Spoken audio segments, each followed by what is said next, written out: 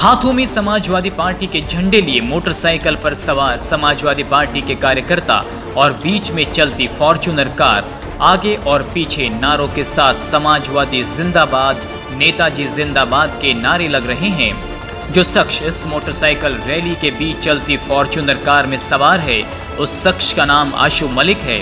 जी हाँ, ये वही आशू मलिक है जिनको मुलायम सिंह यादव का करीबी बताया जाता है। लेकिन सहारनपुर की जमीन पर इन तस्वीरों के मायने क्या हैं, यह भी आपको समझ लेना चाहिए।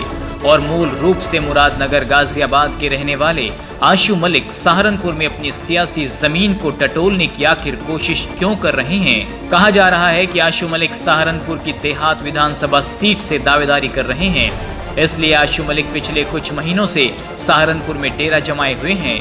आशू मलिक या तो सहारनपुर में नजर आते हैं या फिर लखनऊ में, क्योंकि आशू मलिक जानते हैं कि टिकट लखनऊ से होगा और विधायक तो वो सहारनपुर से ही बनेंगे।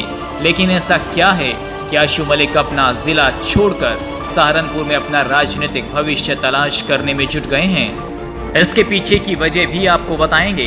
पहले ये समझ लीजिए कि आशू मलिक एक मुस्लिम चेहरा है जो समाजवादी पार्टी की सरकार में एमएलसी रहे, राज्य मंत्री रहे और मुलायम सिंह यादव परिवार के खासम खास माने जाते हैं।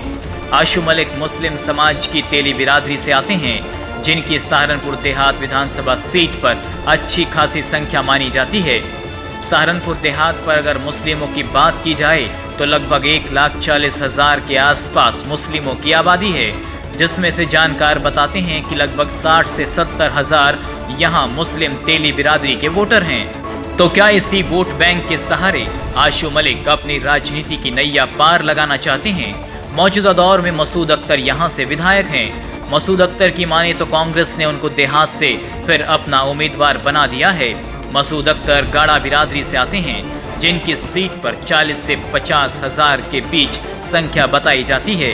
2017 के विधानसभा चुनाव में सपा और कांग्रेस का गठबंधन होने के चलते इस सीट पर कांग्रेस अपना कब्जा जमा पाई थी, लेकिन अभी तक दोबारा इस गठबंधन की कोई सुगबुगाहट नहीं है। तो ऐसे में देहात पर क्या समीकरण होंगे, यह भी बड़ा सवाल है। जबकि वहीं कुछ लोगों का ये मानना है कि आशू मलिक बाहरी उम्मीदवार हैं, इस लिहाज से उनका यहाँ पर पैर जमा पाना इतना भी आसान नहीं होगा।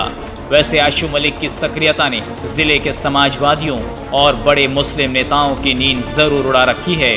ऐसे में महत्वपूर्ण सवाल ये है कि क्या आशू मलिक सहारनपुर की मुस्लिम आवाम के लिए एक विकल्प बनकर उभर पाएंगे, क्योंकि आशू मलिक के खिलाफ बाहरी होने का ठप्पा सहारनपुर जिले के मुस्लिम नेताओं को मजबूती दे सकता है। और सवाल ये भी है कि क्या सहारनपुर का मुस्लिम एक नए राजनीतिक रहनुमा की तलाश आशू मलिक के रूप में करेगा, ये भी देखना काफी अहम होगा। इस खबर को अगर आप फेसबुक पर देख रहे हैं तो हमारे फेसबुक पेज को लाइक और फॉलो जरूर कीजिए, और अगर आप यूट्यूब पर देख रहे हैं तो हमारे चैनल को यूट्यूब पर जाकर अभी सब्सक्राइब कीजिए।